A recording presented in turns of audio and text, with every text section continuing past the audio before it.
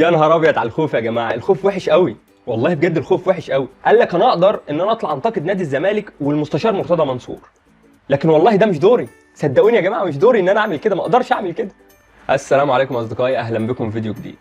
معانا فيديو النهارده للكابتن خالد الغندور، تقدر تسميه فيديو كوميدي، فيديو فكاهي، سميه زي ما تسميه. المهم ما تنساش قبل ما نبدا الفيديو ونتكلم في اي حاجه تعمل لايك وسبسكرايب للقناه، عاوزين نوصل 10000 في اقرب وقت. ويلا بينا نشوف الكابتن خالد الغندور عاوزنا في ايه. احنا عايزين كل معلق يعطي للنادي حقه، اما ان يكون الفريقين من مصر فازاي تكون منحاز لنادي على حساب نادي وتحسسني ان النادي اللي بيلعب المصري ده قدام الفريق ده كانه غريب، كانه من افريقيا، كانه مش من مصر. انت كمعلق عايز تكسب شعبيه، اكسب شعبيه بادائك، بلغتك، بتعليقاتك، بافيهاتك، بكاريزمتك، بحضورك، بذهنك الحاضر، باعطائك لكل فريق حقه. لكن اللعب على وتر ومشاعر الجماهير لكسب نجوميه زائفه، ده اللي بيحصل للاسف من كثير من المذيعين، وبالعكس كمان بيكونوا بيضربوا في الانديه المنافسه الثانيه كنوع من الشعبيه يعني، والناس دي مش موجوده ولا ليها قيمه. لكن للاسف كتير من المعلقين الحاليين بيلعبوا على وتر ومشاعر الجماهير، وتحس ان في شيزوفرينيا. مثلا تلاقي مثلا واحد بيشتم في احمد الطيب لانه بيمدح في الزمالك، وواحد وفي نفس الواحد اللي بيشتم في احمد الطيب هتلاقيه بيشيد بايمن الكاشف، يعني فاهم؟ الكواليني مثلا الاهلاويه، الناحيه الثانيه حاتم بطيشه لو قال نص كلمه يبقى زمالك. يعني في النهايه لو انت فعلا عايز الحق فبتقول لكل معلق عليك ان تكون فير وعادل بين جميع الفرق حتى يحبك الجميع. عليك ان تكون فير وعادل حتى يحبك الجميع، دي مقولة الكابتن خالد الغندور هو اللي قالها. طبعا انا سبتك تكمل الفيديو كله كباكج عشان تفهم كمية الشيزوفرينيا اللي عند الكابتن خالد. كابتن خالد بيقول علينا احنا كجماهير عندنا شيزوفرينيا، ومش ملاحظ ان هو نفسه عنده شيزوفرينيا هو مش مكتشفها. لو الكلام مجعلص واحدة واحدة هفهمك الدنيا. كابتن خالد الغندور بينصح المعلقين بعدم التحيز لفريق معين، وبيقول لهم خليكم فير وبلاش اللعب على مشاعر الجماهير. طب انا راضي ذمتك انت كمشاهد، انت مصدق الكلام ده؟ يا عم بلاش انا خالص ان انا مش مقتنع بالكلام، انا نيتي وحشه. انت كمشاهد متخيل ان الكابتن خالد الغندور نفسه اللي هو اساس التعصب في مصر واساس الفتنه في مصر واللي ما بيقولش كلمه واحده حياديه، هو دلوقتي اللي بقى بينصح الناس ويقول لهم خليكم فير؟ طب يا اخي خد النصيحه من واحد فير، يعني خليني اخد النصيحه من واحد اصدق انه فير، مش انت يا كابتن خالد. وبعدين شوف حتى لما جه يجيب مثال ما لقيش مثال يثبت كلامه، لان هو كلامه كله متناقض. قال لك احمد الطيب جماهير الاهلي بتشتمه، وفي نفس الوقت جماهير الاهلي بتحب ايمن الكاشف. طب ما طبيعي، هو ايمن الكاشف الراجل اعترف ان هو اهلاوي، ومع ذلك لما بيعلق للزمالك بيديهم حقه، صح يا كابتن خالد.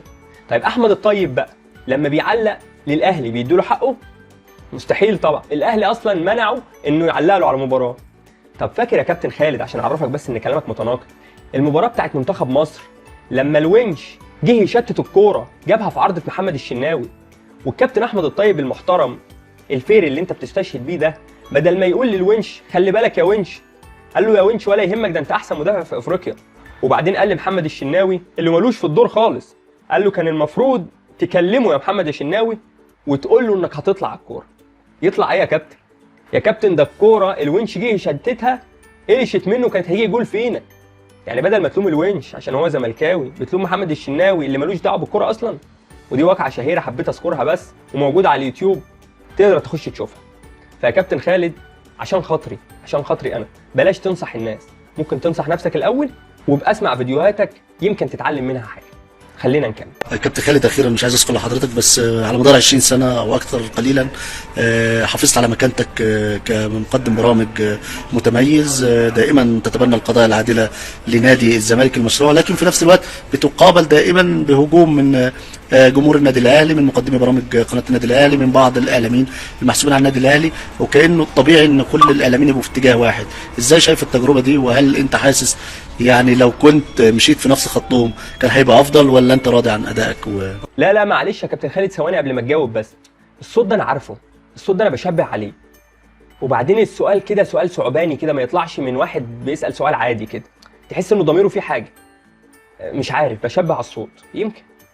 قناعاتك. بص يا منتصر، انا ممكن جدا ثواني يا كابتن خالد، قبل ممكن جدا بس، منتصر هو ده الكابتن منتصر الناقد الرياضي اللي كان بيطلع معاك على قناه نادي الزمالك؟ تمام انا كده عرفت الموضوع ماشي ازاي. كملوا. انا ممكن جدا اقول اللي الناس عايزه تسمعه، وامسك العصايه من النص وابقى طول الوقت رمادي ولا ابيض ولا اسود. وفي كتير من الناس عايشه كده ومتعايشه كده، وانا عندي يقين ان رزق ربنا سبحانه وتعالى وتواجدي في الاعلام هو مرتبط بربنا ومرتبط بكلمه حق انا بقولها. بص يا كابتن خالد، وانا اكتر حاجه بتزعلني بصراحه وبتضايقني فكره انك تدخل ربنا في الكلام. يعني يا كابتن خالد بالله عليك، يعني بلاش، ما هناخد ذنوب وكمان الناس هتشتمك. اختار حاجه واحده على الاقل. حضرتك متاكد انك مش رمادي وبتقول لي اللي انت عاوزه وما بيهمكش حد؟ وانت كلامك ده بياكد كده، صح؟ ما تحاولش تقنعني حاجه غير كده. طيب هكمل معاك عشان اثبت لك ان كلامك ده متناقض وانك رمادي يا كابتن خالد. قد لا يعجب كثير من الناس كلامي وارائي لان هم مش عايزين يسمعوه، وخصوصا ان انا انتمي لنادي الزمالك، وكثير من المرات انتقدت نادي الزمالك بيتي، خصوصا لما كنت بره قناه الزمالك. اما تواجدي في قناه الزمالك فليس من حقي ان انتقد نادي انا متواجد في قناته الفئويه. ومن يدير قناه نادي الزمالك هي مؤسسه كبيره جدا ومجلس اداره هو المنوط على وضع السياسات، والانديه والقنوات الفئويه تعمل على اخفاء مشاكل النادي، وتعمل على تدعيم مجالس الادارات وتدعيم اللاعبين وتقليل المشاكل. واراء المذيع ليس دوره ان يقول رايه. يعني من شويه قال لك انا ما بعرفش اكون رمادي، انا يا ابيض يا اسود، قال كده. دلوقتي بيقول لك ايه بقى؟ الناس بتنتقدني علشان انا رمادي في قناه نادي الزمالك. طب ما انت لسه من شويه قايل لك ما بتعرفش تكون رمادي. طيب ما علينا من دي، هعديك منها. بيقول لك ليس من دور المذيع في القنوات الفئويه اللي هو الكابتن خالد، يعني من الاخر الكابتن خالد الغندور مش دوره انه يقول رايه. الكابتن خالد الغندور بيجيب السكريبت من الاداره، من اداره القناه اللي هو مرتضى منصور، ويقوله للجماهير، ملوش دعوه. طب يا كابتن خالد مش ملاحظ ان ده دور عصفوره في القناه؟ يعني ده مش مذيع، دي عصفوره، فاهم؟ برضو مش تمام. ما علينا من دي يا كابتن، هعديك منها.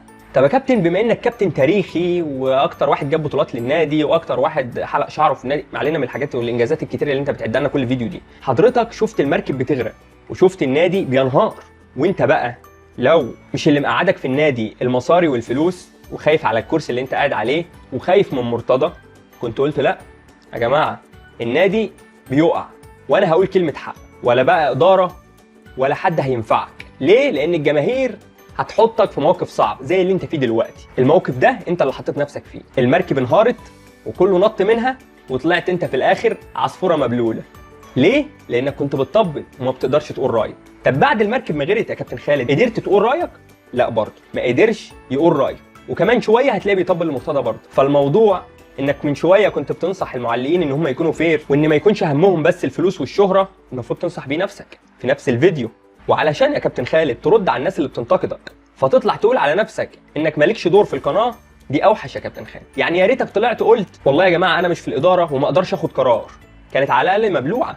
لكن انك تطلع تبقى عارف الصح فين والغلط فين وبتقول لي كمشاهد انا ما اقدرش اقول رايي، اصل مش من حقي ان اقول رايي، فيبقى انت بتاكد لي يا كابتن خالد انك عصفور. رغم ان احنا عندنا بنقولها الحريه في قناه نادي الزمالك، انا اطلع انتقد نادي الزمالك والمستشار مرتضى منصور في بعض الاحيان، رغم ان ده مش دوري وده غلط. يا نهار ابيض على الخوف يا جماعه، الخوف وحش قوي والله بجد، الخوف وحش قوي. قال لك انا اقدر ان انا اطلع انتقد نادي الزمالك والمستشار مرتضى منصور، لكن والله ده مش دوري. صدقوني يا جماعه مش دوري ان انا اعمل كده، ما اقدرش اعمل كده. كابتن خالد طب اجمد، يعني كمل الكلمه واجمد عشان نصدقك يا كابتن خالد. ده احنا فاكرين لك فيديو اللي قلت على مرتضى منصور معانا المستشار مرتضى منصور سريعا دخل روقك على الهوا وقال لك سريعا مين يا خالد؟ انا مش واجبه سريعه، ده انا رئيس مجلس اداره القناه. يوم السبت يا خالد تجيلي علشان في اجتماع مجلس اداره، ومن بعدها قعدت فتره كده ما تطلعش وطلعت اتاسفت له عشان يرجعك القناه. كابتن خالد الرجال مواقف يا كابتن خالد، الرجال مواقف. وفي الحته دي والله شهاده حق افتكر الكابتن سيد عبد الحفيظ لما قال لك انت مش هتعيش الحياه غير مره واحده، فمش هتعرف ترفع راسك لو وطيتها، فحاول دايما تكون راسك مرفوعه. الله يمسيك بالخير يا كابتن سيد. انا ما بيحصلش في قناه النادي الاهلي. لكن كثير من الناس شايفين ان الاشاده المستشار مرتضى منصور كنوع من التطبيل. طيب هذا الرجل فيما يتعرض له من عزل وحبس وكده، الراجل دوت قدر ياخد دوري وكاس السنه اللي فاتت. الراجل ده وهو بياخد ربع اللي بياخده النادي الاهلي قدر ياخد دوري وكاس. هسألك سؤال بس. معلش يا كابتن غندور، قبل ما تسأله سؤال وتدخلنا في قصة تانية وتستشهد بحاجة تغرقك برضو، أنا عاوز بس أرد على النقطة اللي أنت قلتها دي، فكرة إن مرتضى منصور رجل خارق، إن هو في ظل الحبس والسجن اللي هو فيه بيقدر ياخد بطولات. كابتن خالد المفروض تسأل نفسك سؤال، هو ليه بيتسجن وليه بيتحبس؟ ما هو أكيد ما بيتسجنش ويتحبس فدا الوطن يعني أكيد هو غلطان فبيتسجن وبيتحبس، فمش حاجة تحسب له يا كابتن خالد إن هو خد بطولة وهو مسجون، مش حاجة تحسب له خالص يعني. حبيت بس أوضح الفكرة دي. وتعال نشوف السؤال بتاعك وربنا يستر.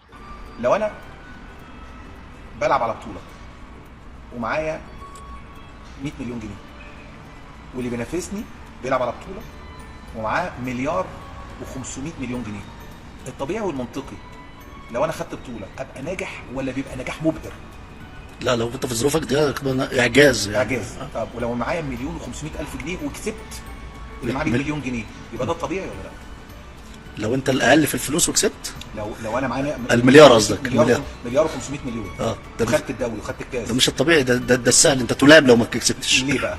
لان كرة القدم صناعة، اصبحت صناعة واصبحت فلوس، واحنا شايفين ان اللعيبة اهم حاجة عندها دلوقتي ليس الانتماء، ولكن اهم حاجة عندها عقدها السنوي. وطبعا هنا هو عاوز يطبل لمرتضى منصور ويبين ان مرتضى منصور بيعمل انجازات خارقة للعادة وللطبيعة. ما علينا من التطبيل، لكن احنا هنناقش الموضوع مناقشة منطقية زي ما هو بيحب. هو معترض ان الاهلي بياخد مليار وما سالش نفسه الاهلي ليه بياخد مليار. شفت؟ دي المشكله، هي المشكله هنا، مش المشكله انك تكمل. الاهلي بياخد مليار يا كابتن خالد علشان الاهلي صاحب القاعده الجماهيريه في مصر، يعني جماهيرته طاغيه. ليه؟ لانه النادي الاكثر بطولات في مصر، فطبيعي كل قاعده جماهيريه كبيره، فانا كشركه او سبونسر لازم اروح اتعاقد مع صاحب القاعده الجماهيريه الكبيره، فالطبيعي ان النادي يدخل له فلوس اكتر. سهله، مش محتاجه واحد بتاع رياضه ولا واحد بتجاره يعني يا كابتن خالد. دي اول نقطه. تاني نقطه، مش مشكله الاهلي انه بياخد رعايه وبث تلفزيوني اكتر من الزمالك. تالت نقطه، انت عاوز تقول ان الاهلي لما يكسب الزمالك وياخد منه الدوري وياخد منه الكاس وياخد منه السوبر ويكسبه في كل البطولات، ده طبيعي ومنطقي.